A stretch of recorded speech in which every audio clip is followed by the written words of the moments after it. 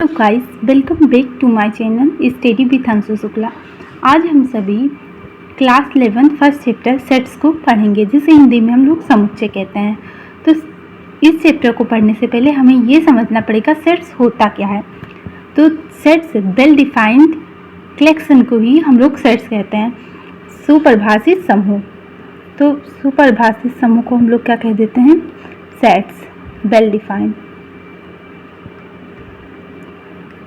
परिभाषित समूह या संग्रह कह दें, बात एक ही है, उसी को हम लोग सेट कह देते हैं। इसे एग्जाम्पल से हम लोग समझते हैं तो ज़्यादा समझ में आएगा।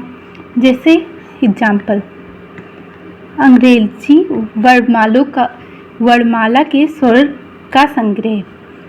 अंग्रेजी वर्णमाला के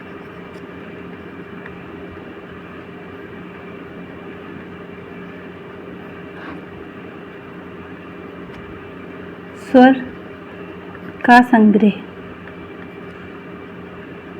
ये एक वेल डिफाइंड कलेक्शन है, क्योंकि ये एक वेल डिफाइंड कलेक्शन है। क्योंकि जैसे ए, ई, आई, ओ, यू, इसे ये सुपरिभाषित है एक, तो इसलिए इसे क्या कहेंगे? सेट्स कहेंगे। अभी हम ले लें भारत में क्रिकेट के सबसे प्रिय खिलाड़ियों का संग्रह, तो ये एक क्या होगा? ये एक समुच्चय होगा? नहीं होगा, क्योंकि ये एक वेल डिफाइंड नहीं है। क्यों नहीं है? क्योंकि सबकी पसंद अलग अलग होती है। अभी मेरे लिए फेवरेट हो जाए विराट कोहली, तो किसी के लिए सचिन तेंदुलकर हो सकते हैं, तो इसलिए ये वेल डिफाइंड नहीं है, सुपरिभाषित नहीं है, तो ये एक सेट्स नहीं है। और जब हम लोग सेट्स को प्रेजेंट करते हैं तो इसे किसी कैपिटल लेटर से डिनोट कर देते हैं। हम लोग मान लो इसे ए से डिनोट कर दिए, और फिर इसे जो मिडल ब्रैकेट होता है उसमें बंद कर देते हैं, क्लोज कर देते हैं मिडल ब्रैकेट में। फिर ये हो गया एक सेट्स। अब फिर हम लोग जैसे एक एग्जांपल और ले लेते हैं, 1 से 20 तक अभाज्य संख्याओं का समुच्चय। अभाज्य संख्याओं का समुच्चय, संख्याओं का समुच्चय। तो फिर क्या हो जाएगा? ए बराबर अभाज्य संख्या जिसका एक और वो खुद के अलावा कोई दूसरा वो गुणनफल ना हो, उसी को अभाज्य संख्या कहते हैं। तो सबसे पहले अभाज्य संख्या क्या है? 2, 3, 5, 7, 11, 18, 19, 20 के अंदर इतनी अभाज्य संख्या आती हैं। ये हो गया अभाज्य संख्याओं का समुच्चय। अब हम लोग सेट्स को समझ लिए, अब सेट्स के पार्ट पढ़ते हैं। समुच्चय का निरूपण। समुच्चय का निरूपण,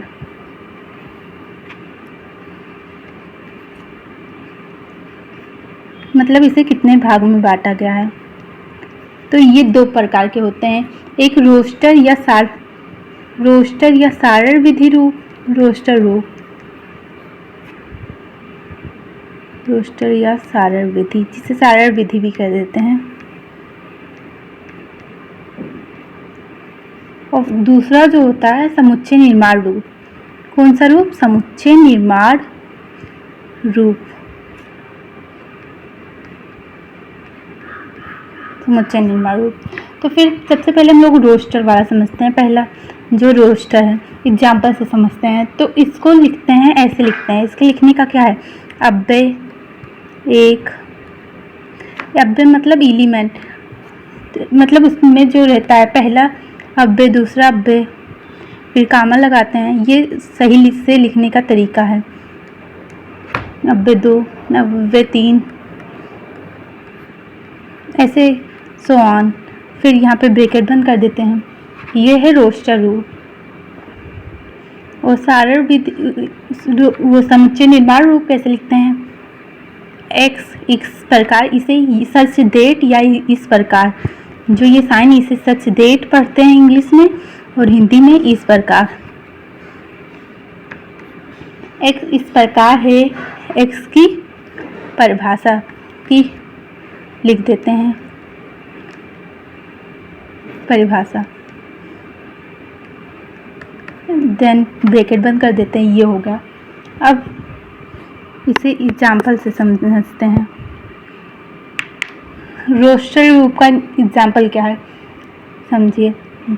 जैसे बी, ऐसे लिखेंगे बी और 1 से 20 सभी प्राकृतिक संख्या, तो 1 2 3 फिर देन 20 तक लिखेंगे, फिर ब्रैकेट बंद कर देंगे। ये रोस्टर निर्माण रूप है, रोस्टर या सारण विधि रूप है।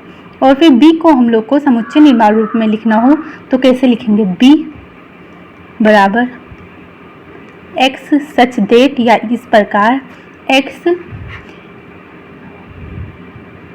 1 से 10 तक की या 20 तक की, 20 तक है ना, तो 20 तक की प्राकृतिक संख्या है।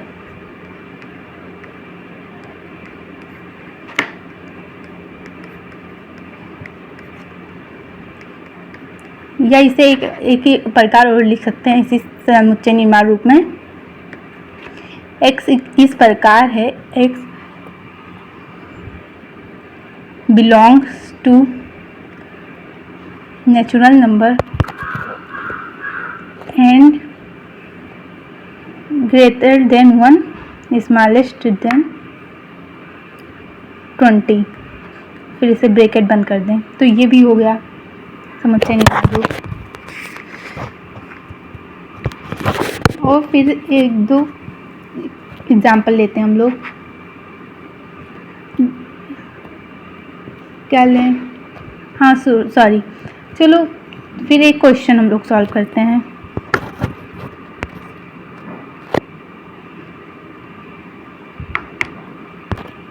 क्वेश्चन है, यदि b बराबर x belongs x is equal to 2n-1 upon n+1, n belongs to whole number तथा n जो है वो 4 से छोटा है, तब n 4 से छोटा है तब को b को निम्न प्रकार लिखा जा सकता है। दिया है, क्या क्या दिया है ये देखिए। जो n है दिया है 2n-1 n+1 समुच्चय का रूप दिया है, और n जो है 4 से छोटा है और n बिलोंग्स होल नंबर, तो n बराबर क्या हो सकता है, सॉरी n नहीं होगा, होल नंबर कौन कौन सा हो सकता है, 0 1 2 3, 4 से छोटा है ना। तो फिर इसे x बराबर पहले हो सकता है, जब n के जगह पे हम लोग 0 लिखेंगे तो 2 × 0 -1 0 + 1, तो ये तो 0 -1 यानी -1/1 हो जाएगा, इज इक्वल टू 1, ये हो गया। फिर x बराबर n बराबर 1 रखेंगे तो -1 1 + 1, तो अपान में तो 2 आ गया, 2 -1 यानी 1/2, ये हो गया। फिर n इज इक्वल टू 1 रखेंगे, 2 रखेंगे, तो क्या हो जाएगा, x बराबर 2 × 2 -1 फिर 2 + 1, तो 2 2 = 4 -1 यानी 3/3 इज इक्वल टू 1 हो गया। फिर यहाँ पे जब n इज इक्वल टू 3 रखेंगे तो 2 3 = 6 -1 इज इक्वल टू 5, और फिर 3 + 1 5/4 हो जाएगा।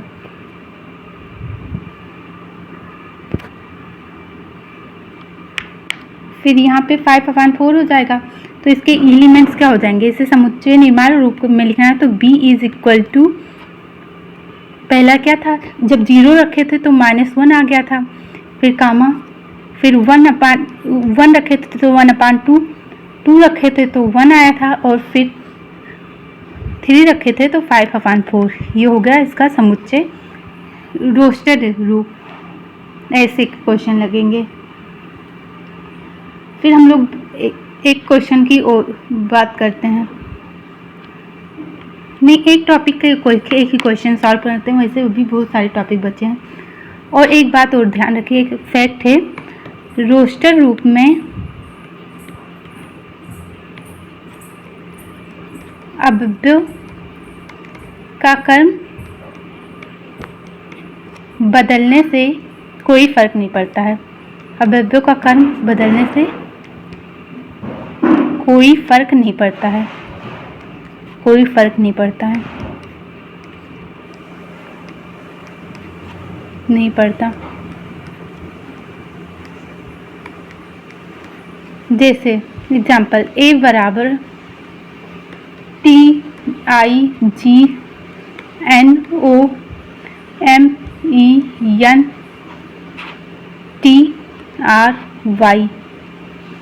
के अक्षरों का समुच्चय।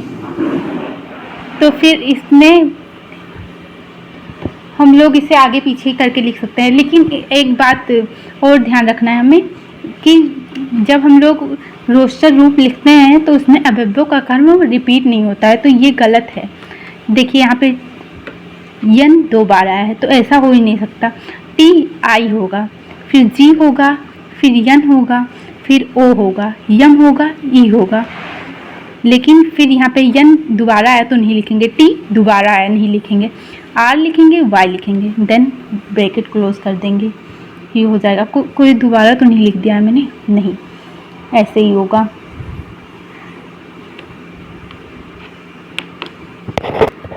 अब हम लोग रिक्त समुच्चय की बात करते हैं। कौन सा समुच्चय? रिक्त समुच्चय, ब्लैंक सेल्स। तो रिक्त समुच्चय वह समुच्चय होता है जिसमें कोई अवयव नहीं होता है, जिसमें अवयवों की संख्या 0 होती है। इसे कोई अवयव नहीं होता, अवयव नहीं होता है, जिसे हम लोग रिक्त समुच्चय कहते हैं। इसे हम फाई से डिनोट करते, इसे हम खाली ब्रैकेट या फाई से डिनोट करते हैं। किससे? फाई से। इसे दोनों तरह से हम लोग डिनोट कर सकते हैं।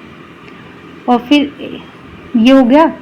और यहाँ पे अगर कहीं जैसे बिलोंग्स, एक एग्जांपल लीजिए, b बराबर x इस प्रकार है कि x एक प्राकृत संख्या है, प्राकृत संख्या है, x एक प्राकृत संख्या है, और x जो x है वो 1 से बड़ा है, नहीं, x जो है वो 1 से छोटा है, 1 से बड़ा है x जो है वो 1 से बड़ा है लेकिन 2 से छोटा है। तो इस ऐसा कोई समुच्चय हो सकता है? नहीं हो सकता है। तो b बराबर ब्लैंक ब्रैकेट हो जाएगा या इज इक्वल टू 5। और एक बात और ध्यान रखिए, इसमें कहीं पे n लिखा रहेगा तो इसे ये किसको डिनोट करेगा? नेचुरल नंबर्स को, नेचुरल नंबर्स। कहीं पे z लिखा रहे तो ये पूर्णांकों को, इंटीजर्स। कहीं q लिखा हो तो ये रैशनल नंबर, परमेय संख्या। और कहीं पे r लिखा हो तो रियल नंबर्स, वास्तविक संख्या को डिनोट करेगा। ये भी याद रखिए कि बिलोंग्स टू क्वेश्चन में लिख के आ जाएगा r बिलोंग्स टू q, तो आप कंफ्यूज ना होना, ऐसा होगा।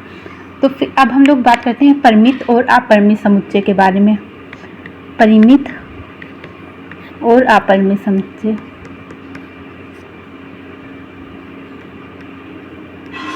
अपरिमित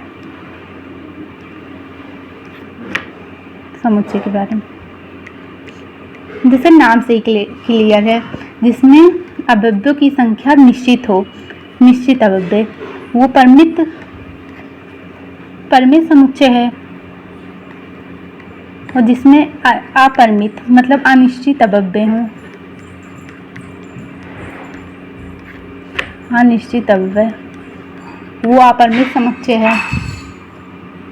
जैसे एग्जाम्पल, पहले परिमित समुच्चय का लेते हैं। A is equal to A E आई, मतलब अंग्रेजी स्वरों की, अंग्रेजी अक्षरों में स्वरों की संख्या। तो A is equal to A E I O U. तो ये परिमित है, तो ये परिमित समुच्चय हो गया जी, क्योंकि ये निश्चित है इसमें अवयव की संख्या ना, इसमें 5 ही होते हैं स्वर, तो ए ई आई ओ यू। अब आप परिमित समुच्चय की बात करते हैं, जैसे क्या ही एग्जाम्पल लें, प्राकृत संख्याओं के समुच्चय। तो प्राकृत संख्याओं का समुच्चय 1 2 3 4 फिर इन्फिनाइट तक हो जाएगा ना, मतलब अनंत तक हो जाएगा, तो ये अनिश्चित है, इसलिए ये अपरिमित समुच्चय है। अब हम लोग समान समुच्चय की बात करते हैं। कौन सा समुच्चय? समान समुच्चय।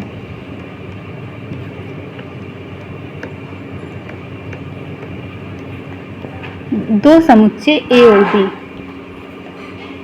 ए और बी दो समुच्चय समान समुच्चय कहलाते हैं यदि उनमें अवयव समान हो, यदि उनमें अवयव समान हो, अवयव समान हो।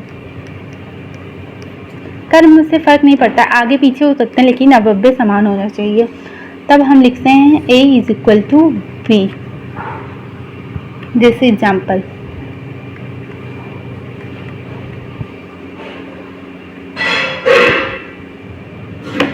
ए is equal to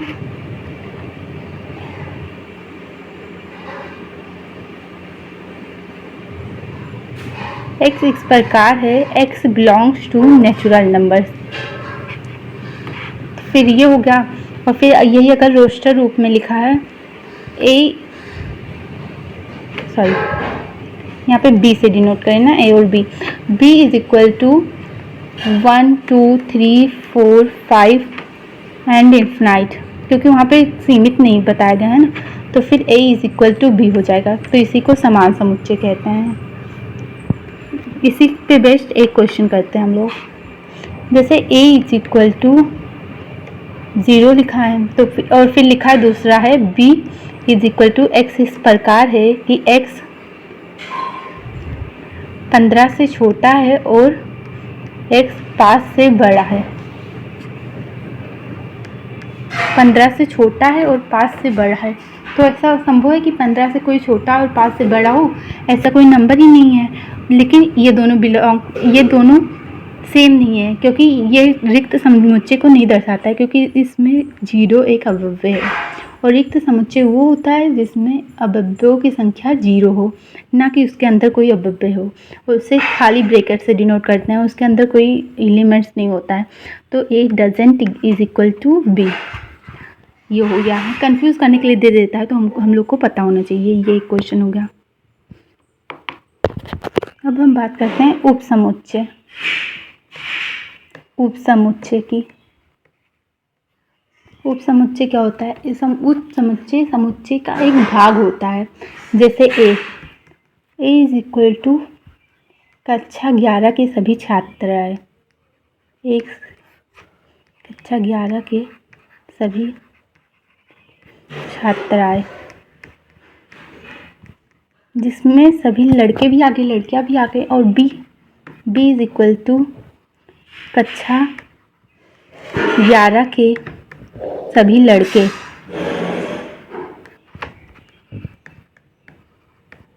yes B is equal to कक्षा 11 के सभी लड़के। तो ए जो है वो बी का उपसमुच्चय नहीं है। ए बी का उपसमुच्चय नहीं है, क्योंकि ए बी का उपसमुच्चय नहीं है। कैसे?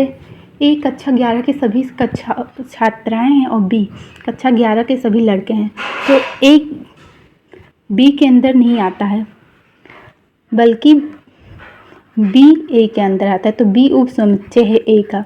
ऐसे अगर समुच्चय नहीं है तो इसे ऐसे करके फिर काट कर देते हैं, ऐसे मतलब लाइन खींच देते हैं। अगर है तो इस तरह बना देते हैं। ये हो गया। अब उपसमुच्चय की विशेषताएं, क्या विशेषता है?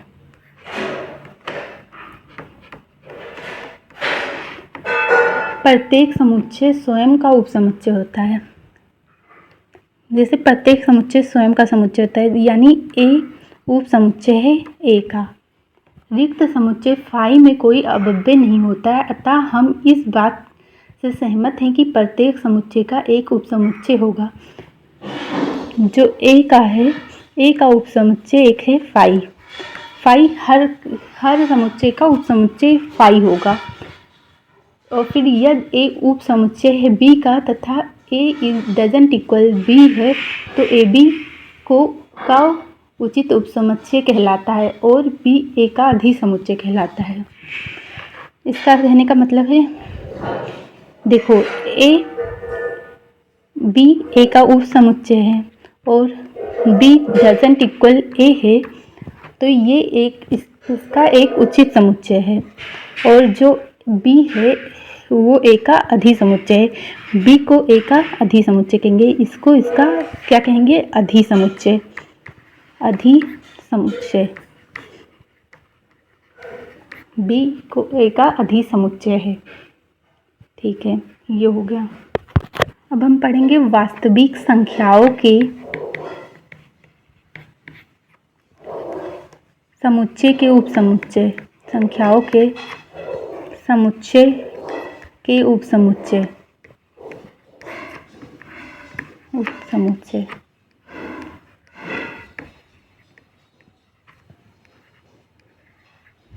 तो देखो, नेचुरल नंबर जो होता है वो उपसमुच्चय होल नंबर, क्योंकि नेचुरल नंबर क्या होता है 1 2 3 4 5 और होल नंबर होता है 0 से 1 2 3 4 5।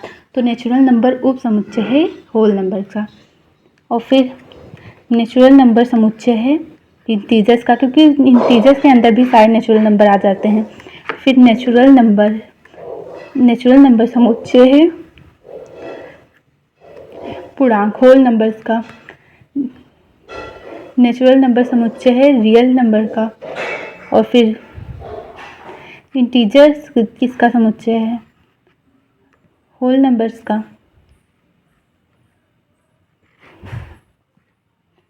सॉरी, रेशनल नंबर्स का। क्यों से रेशनल नंबर होता है, रेशनल नंबर में इंटीजर्स भी आ जाते हैं सभी, तो इसलिए इंटीजर्स किसका उपसमुच्चय है, रियल नंबर्स का। फिर जो क्या कहते हैं, रेशनल नंबर उपसमुच्चय रियल नंबर का। और टी से जो होता है वो इरेशनल नंबर होता है, वो भी उपसमुच्चय है रियल नंबर का। और एन मतलब नेचुरल नंबर जो है वो उपसमुच्चय नहीं है इसका, इरेशनल नंबर का, क्योंकि इरेशनल नंबर के अंदर नेचुरल नंबर नहीं आते हैं। फिर अंतराल आर के उपसमुच्चय के रूप, अंतराल दूसरा टॉपिक आ गया, अंतराल आर के उपसमुच्चय के रूप में, उपसमुच्चय के रूप में मान लीजिए, मान लो A B belongs rational number और ए बड़ा है बी से, तब वास्तविक संख्या का समुच्चय होगा एक्स इस प्रकार है कि X A Y and B. इसे इस प्रकार रिप्रेजेंट करेंगे। वाई किसको रिप्रेजेंट करता है, ए से बड़े सभी एलिमेंट्स को, बी से छोटे, तो इसे विपरीत अंतराल में रिप्रेजेंट करेंगे, क्योंकि इसमें ए और बी के सभी जो बिंदु हैं वो आ जाएंगे। इसको खुला या विपरीत अंतराल कहते हैं, खुला या विपरीत अंतराल कह देते हैं।